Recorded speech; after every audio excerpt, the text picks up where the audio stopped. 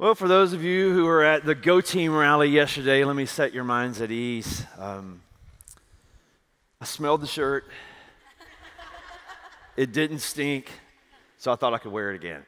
So it passed the sniff test, so I could wear it again. But glad that you're here. Good to see everybody. This week is the fourth installment to a series of talks that we called Focus Follower. And it is the last. I can't promise you that I saved the best for last, but I can promise you this. I saved the toughest for last. So let's just kind of ease into this, right? We're all going to kind of put our foot in the water real slowly. As Jesus says, we'll start with his words, and calling the crowd to him with his disciples, Jesus said, right, we're going to go in this slowly. If anyone wants to come after me, let him deny himself.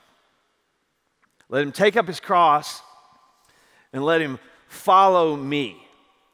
If you want to be his disciple, he says you're going to deny yourself, and then you're going to take up your cross, and then just follow him wherever he goes. Eugene Peterson, in a paraphrase, says it like this.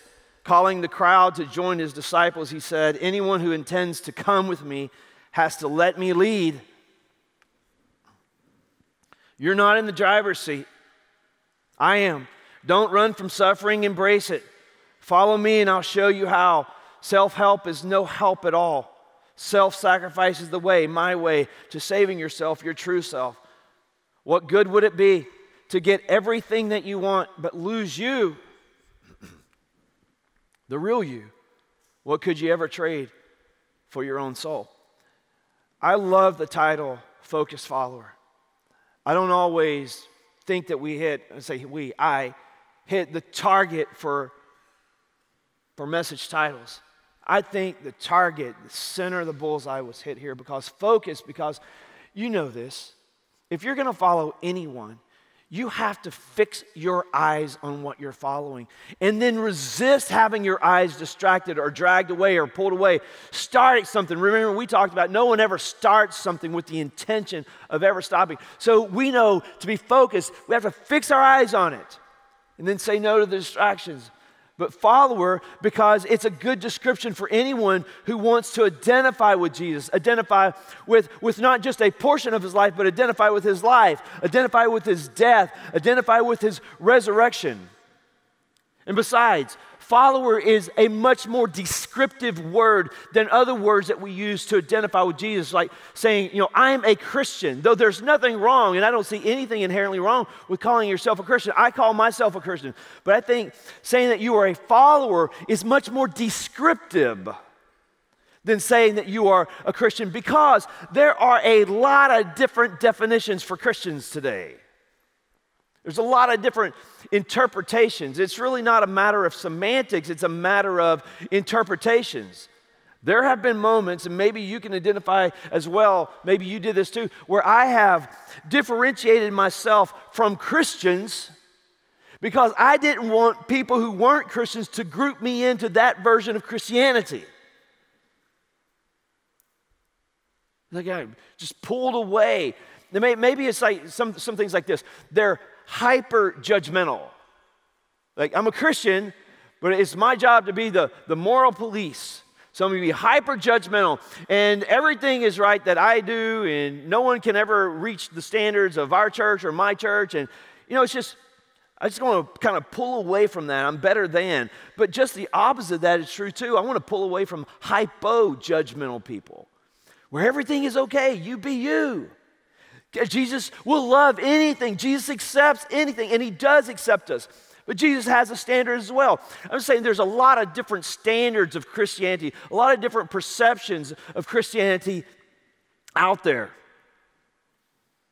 Then there's the haters and the violent protesters. I don't want to be grouped in with those that enforce violence or encourage violence on a group of people because they don't agree with what they're doing. I want to pull away from that type of Christianity. And then there's those that are accommodating to culture, meaning there is no standard.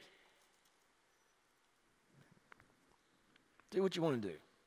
You can be a Christian because, again, the cross says he accepts everybody. There's Christianity can be defined in so many different ways. It's just open up for definition. So if someone asks you, are you a Christian? You know what you first need to ask? what do you mean by Christian? Like, what's your definition? Because I can't answer this until I know what's going on in your head. Like, when you think about a Christian and you're asking, am I that person? What is it that you think about? Because it can be a jumbled set of perceptions. Because some people will say, well, yeah, I'm a Christian. I prayed the prayer. Like, I prayed the prayer. And then someone would say, well, what words did you say? Did you say the right words? Like, it's a formula here. Or someone would say, yeah, I'm a Christian. I was baptized. And then someone would say, were you sprinkled or immersed? Like, we got to make sure that you are really a Christian. And this is so important. Right before you went under the water, what words were recited over you? Because we just want to make sure that the exact words were said right, because if it wasn't, it probably didn't take. You know, it's like God can see through the heart. He's just going to look right here and he's going to listen to all the words. I'm just saying there's a lot of different perceptions on what makes a Christian. Or you say, I go to church. I say, well, what church do you go to? Or I don't do bad things. Like, you're going to appeal to your morality. And of course, if we appeal to our morality, we're always going to judge ourselves based upon our intentions, not our behavior. Now, I'm not saying there isn't a definition for the word Christian. What I am saying is there's too many definitions for the word Christian. So when you call yourself Christian, depending upon the person who hears you say that, they have their own definition of what you're saying. Oh, you're one of those people. And one of those people can either be good or bad. Like what Dietrich Bonhoeffer says about Christianity. He says, Christianity without discipleship is always Christianity without Christ. A Christianity without discipleship, followership, is like Christianity without Christ. And we would have to ask ourselves, and what we hopefully have answered in some way during this series is, what is discipleship? Let me ask you things. I'll ask you a few questions. Can you separate being a Christian from being a disciple? Can you be a Christian without being a disciple? Can Jesus just be your Savior but not your Lord? Can, like, you serve, follow Him, decide to think about Him, pray to Him because of benefits but not demands? Because follow me are the words that Jesus used in His initial invite to the people that He wanted to surround Himself with, that He wanted to bring along with Him. An invitation to be what? I want you to follow me because I want you to be a disciple of mine. What's a disciple? A disciple is a learner. A disciple is a student. A disciple is wherever you go, I'm going to go because I don't want to miss anything that you do, because I not only want to do what you're doing, I want to be like you are. So I don't want to miss a teachable moment. If you're having an interaction with somebody and they're angry at you, I want to see your heart on display. I don't want to miss a moment. Anybody remember the saying, the bracelets, the necklace, WWJD? What would Jesus do? What would Jesus do? Do you know that came out of a book called In His Steps? Anybody, just curious, anybody read In His Steps in here? That's where that saying came from. What would Jesus do? Meaning, I'm a follower. And if Jesus goes here, I'm going here. If Jesus opposes this, my heart's going to oppose that. If Jesus embraces this, my heart's going to embrace it. Because He's my rabbi. He's my Savior. He's my Lord. Wherever He goes, that's where I want to go. So when it began to be time for Jesus to announce His imminent fate of going to the cross, here's the context in which He did it. And it says, while walking by the Sea of Galilee, Jesus, saw two brothers, Simon, who's called Peter, and Andrew, his brother, and they were casting a net into the sea, for they were fishermen. And Jesus said to them, this is it. This is His initial invite. Jesus started it all off. He said, follow me. Follow me. Hey, Peter, Andrew, James, John, follow me. And I'm going to make you something. Like I love it. And I love how Scott opened it up today. That I'm still in the making. You're still in the making.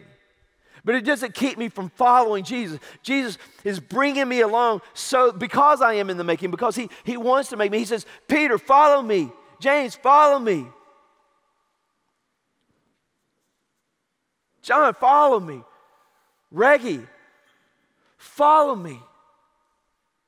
Peter, follow me. Paul, follow me. John, Caitlin, follow me. Because I want to make you into something.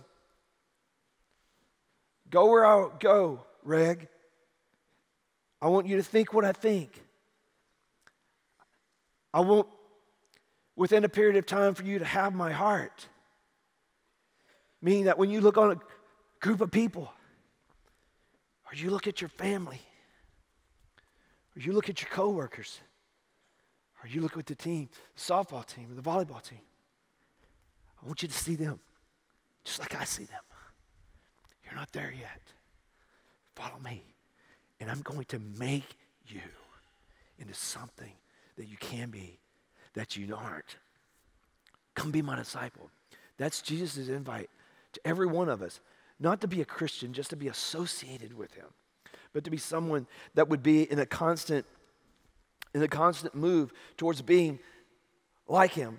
So I think I preempted this wrong. This wasn't the context of Jesus going to the cross, but here's the context of Jesus going to the cross. Here's what, when he started to introduce his fate with the cross, it says he began to teach them that the Son of Man must suffer many things and be rejected by the elders and be rejected by the chief priest and be rejected by the scribes, like rejected by 3 different demographics of people, and then he's going to be killed. So he's like introducing this to his followers. And after 3 days, he's going to rise again, and he said this plainly. So Peter took him aside and began to rebuke him. Anybody ever felt like you needed to offer God some advice? Like give him some profound insight, like, God, this isn't the best time for this to be happening, and this is what you should be doing right now in my life. But turning and seeing his disciples, he rebuked Peter, and he said to Peter, "Get behind me, Satan." It had to make Peter feel really good to be called Satan. You're not setting your mind on the things of God. Like, you're not following me right now. You're setting it on the things of man. And calling the crowd to him with his disciples, he said to them, listen, if I need some clarification here, fellas, about what this whole discipleship thing is about, if you want some clarification about identifying with me, I'm just going to bring it right now. If anyone's going to come after me, then let him deny himself. Let him take up his cross. Let him follow me. And he goes on to say, for whoever would save his life would lose it, but whoever loses his life for my sake and the gospel's sake, you're going to save it. Like, you want to follow me? And it says he brought together, I'll show you this. Somewhere in here it says he brings together and calling the crowd to him and his disciples. So he's got people that's already following him because he's got these onlookers that he brings together, and he says, I just want to make this clear to you. He says, if you want to follow me, you want to come after me, deny yourself. Oh yeah, and by the way, I want you to take up your cross. Now, can you imagine Peter? Peter's already gone and given Jesus like some profound insight about this isn't how you should be doing things. And he gets rebuked for that, but Peter probably said, well, I just got rebuked once. Let me go to Jesus and look, Jesus, we're all in. We're following you. But this crowd that you just brought and you're speaking to, they're still on the fence. They haven't made a decision. Now, Jesus, I know you're an expert on theology, but it looks like your marketing skills are lacking. Now look, me and my brother, we've been fishing all of our life. We catch a lot of fish. We would want to sell this fish. So we would have to present this stuff in a way that people would buy it. We got to package it. We got to wrap it up in a way that people's going to want it. So we have learned a whole lot about marketing. Now, talking about this denying stuff to a crowd that hasn't made a decision yet, talking about taking up a cross, probably not the best way to get sign-ups. So what I want you to do, if you'll just talk about some benefits, some answered prayers, you're never going to leave, never forsake, that type of stuff, I bet you're going to see the registration start to skyrocket. Then once they get in, let's sprinkle in a little of this stuff like, well, there's going to be trouble in the world, but take heart. Let's just go easy first. Just like, if they deny themselves, it is a benefit. If they take up their cross, it will be the best for them. Because anybody that wants to be the best version of themselves knows that they have to deny themselves in order to be the best version of that.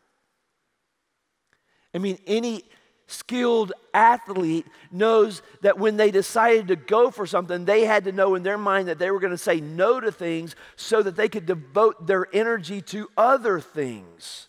So they were going to have to say no to certain desires so that greater desires could be fulfilled. Any skilled musician, when they began an interest or a pursuit of mastering an instrument, knew that in their minds they were going to have to say no to going out with friends and yes to practicing. They were going to have to say yes to greater, deeper desires rather than superficial desires. That at some time, every one of us has to decide what is the most important thing, what is the greatest desire, and we will have to say no to something. Maybe we could say it like this: we would have to sacrifice something in order that we could develop something else in us, because we all have like competing desires within us. And Jesus says, you're going to have to lose your life. And when Jesus says lose your life, he's not using the Greek word bios, which means physical life. He uses the Greek word psyche, which we get the word psyche from, which means you have to lose your sense of self, your sense of being, your own ego. You have to lose that. But if you will lose that, you will find something greater. Lose the old way of getting your sense of self. Die to yourself so that you can have a reconstructed identity. Which when we would hear the words or say, you're going to have to lose yourself, it goes against the Western approach of finding yourself. The Western approach says, find your deepest desire and fulfill it. Go for it. Like whatever you're sensing deep down, whatever you want to identify with, go for it. Whatever feels right to you, whatever leaning you are, whatever proclivity that you have, pursue that. That's Western thought. Go for that. Make that your pursuit. Be you. And there's a big problem in that when I hear that, because my desires change. They change within a day.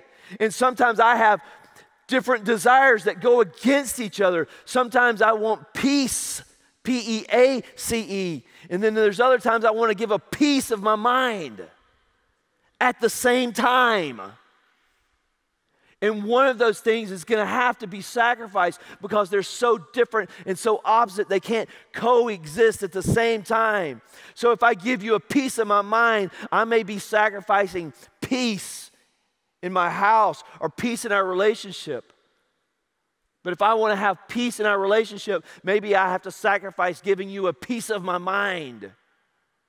That I not can both at the same time. And Jesus is saying, no, this is a benefit. It may not sound like a benefit, but if you will learn to lose yourself, what you're really going to do is gain the best version of yourself. Because I'm the creator.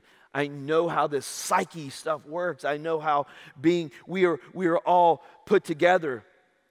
We all have these mixed and contradictory feelings.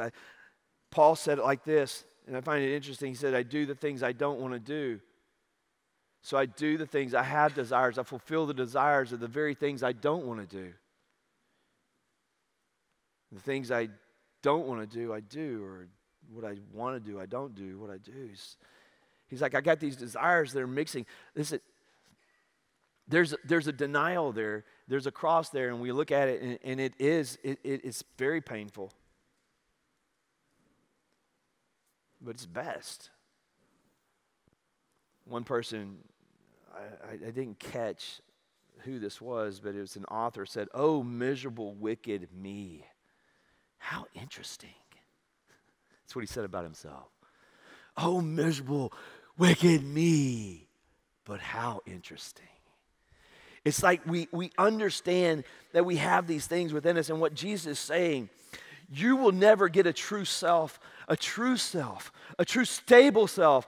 You will never really find out who you are by trying to fulfill your desires, because really some things will only come as a byproduct. What Jesus goes against is our physical instinct that says, you're nobody unless you gain something. You're nobody unless you have a family. You're nobody unless you accumulate. You're nobody unless you win. And he's saying, no, you will win by losing. He flips the script. He said, deny yourself, you'll gain. But gaining's only going to become as a byproduct of. And he says it like this, you can gain the whole world, but you'll still not gain a true sense of yourself. Meaning, if you build your life on anything in this world, what you're doing is you're setting yourself up for an eventual devastating loss. Build all of your sense of worth on a person and how they think about you or feel about you. And when they pass away, you have a devastating loss on top of the grief that we experience.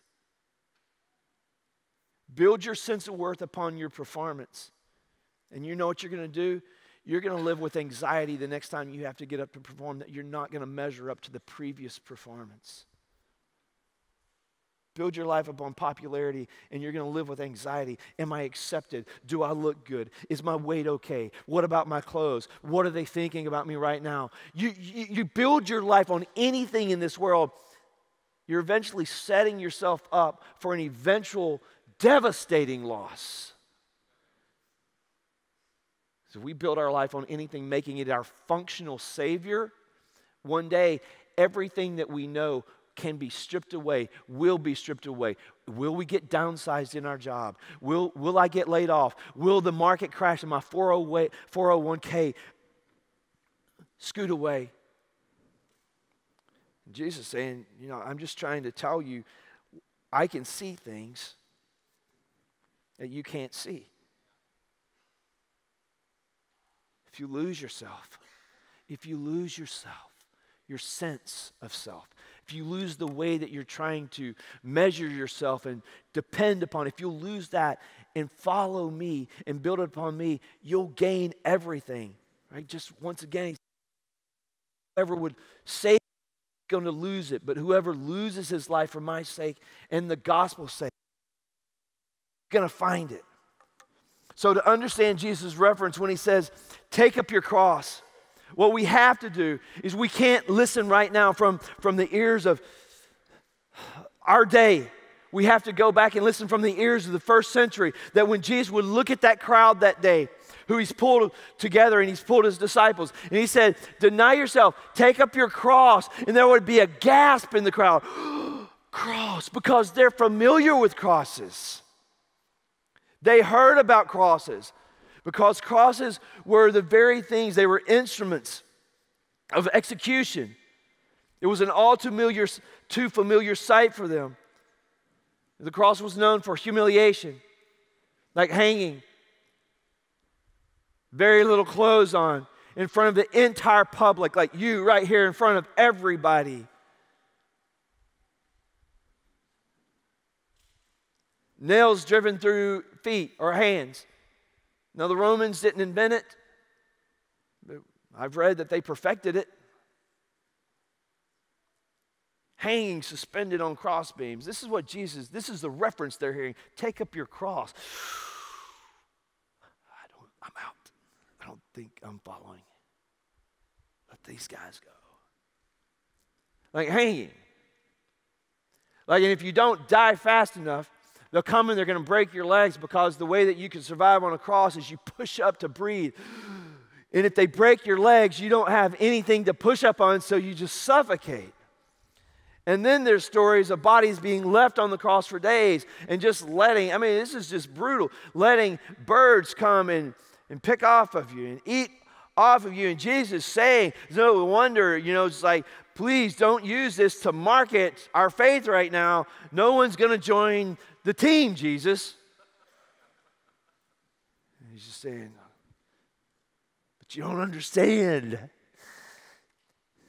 If you don't deny yourself, you're going to be a glutton. You're going to bib upon selfishness. I'm just trying, it's like we look at our children and say, if you don't stop, if you don't quit making decisions like that, I'm not trying to be harsh on you. I'm trying to direct you in the right way because I don't want to see you tear your life up. Just like if you don't deny yourself and take up your cross, you're just headed for a train wreck.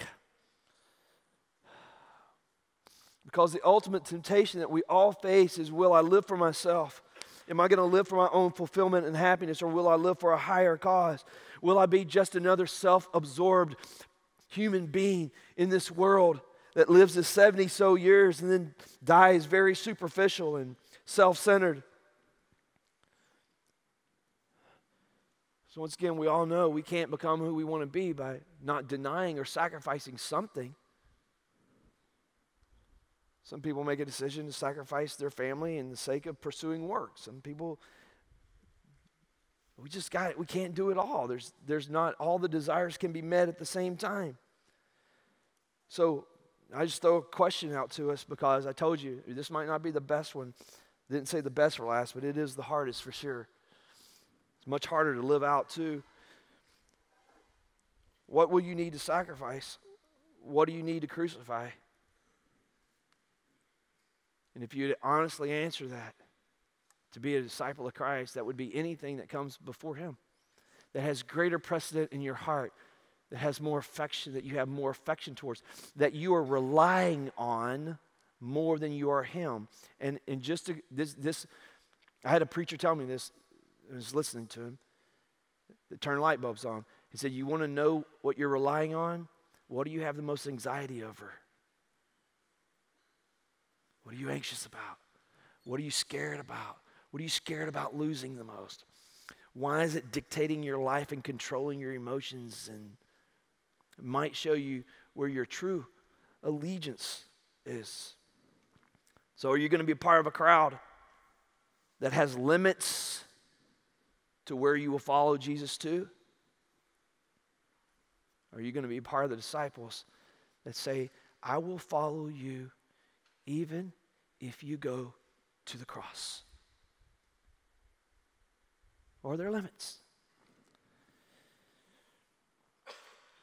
I love the story where Jesus gives a teaching. And it says some of his disciples left him. And Jesus looked at his 12 and he said, are you going to leave me too? And Peter, the one who Jesus called 3 years before that, said, I will make you. Peter said, where will we go? Have you made that conclusion in your heart? Like, what else is there? Who else am I going to put my trust in? What gives the best explanation for why things are like they are? What else do I have, Jesus? Throw it out there.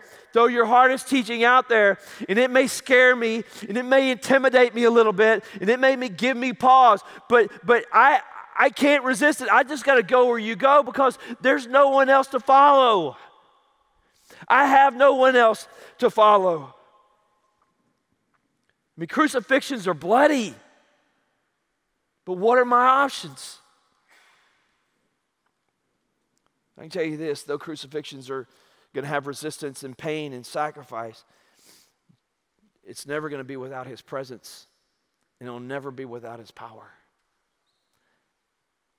Every time you pick up your cross, and listen, people think picking up your cross means, we'll say, we think about it like this, here's my cross, I'm going to pick up my cross. My cross is, my inept boss, my inept supervisor. Right? He's the cross that I got to carry, or some physical infirmity. It's not a physical infirmity. It's not that.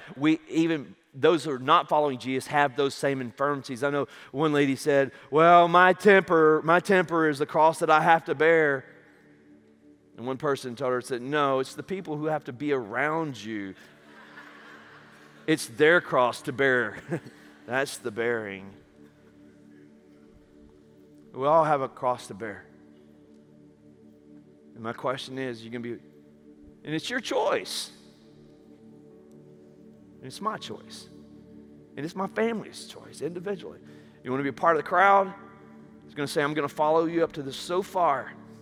But when you start stripping these things away of me, when I can't fulfill who I think I am, I'm just going to stand back here and I'm going to wave. It's too far. I mean, what is it that Jesus is going to ask you to do? You're just going to say, I can't go any further. Or have you made up in your mind, where else am I going to go?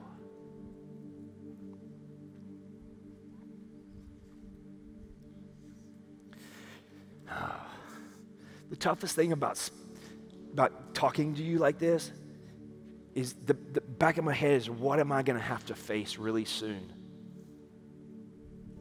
That when I have to make that decision, will I practice what I preach? You may not know if I do or not. I'll know. My own integrity will know. I want to be like Paul. Not near like him. He says, I've been crucified with Christ. This is like 30 years after Jesus has already ascended. Paul's had a radical transformation. He's gone through a lot of persecution.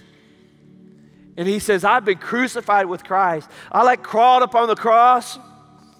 I put my hands out. I said, if it's me, just take it away. It's no longer I who live. It's Christ who lives in me. And the life I now live in the flesh, I live it by faith in the Son of God who loved me and gave himself for me. It's like I get up. It's not what I want to do. It's not how I want to act. It's what I want to, not what I want to identify with. It's what Jesus has asked me to do. And I'm not looking at it as what I'm losing, because he said that if I would lose my life, I would actually be gaining my life. So by stripping away what I am and by being invasive and pulling back the cores and the layers, he is forming in me something that is far greater that nothing in this world could ever take away. And for that, I'll be crucified with Christ. This ends the series. The last message, almost the last words. But I hope it starts a fresh approach to discipleship. You'll say, where else can I go? So Jesus, wherever you go, I'm going to be a focused follower. On your heels. Say it. I'm there. I'm there. Caitlin and Dallas are going to come out. And they're going to help lead us in one more worship song that encourages us to turn our eyes on Jesus, to look full in his wonderful face. And then the things of this earth will go strangely dim in the light of his glory and grace. For some of you, you might be saying, this is the first time that I'm going to ask you to be my Savior. I'm going to give you my trust. I'm going to put my trust in you. And then when we sing this song, you say, God save me. And God's big enough to save you, see your heart, make a new start. Others of us may say, it's a fresh day of discipleship for me. I'm all in. I want to say one day I've been crucified with Christ. It's no longer I that live, but Christ lives in me.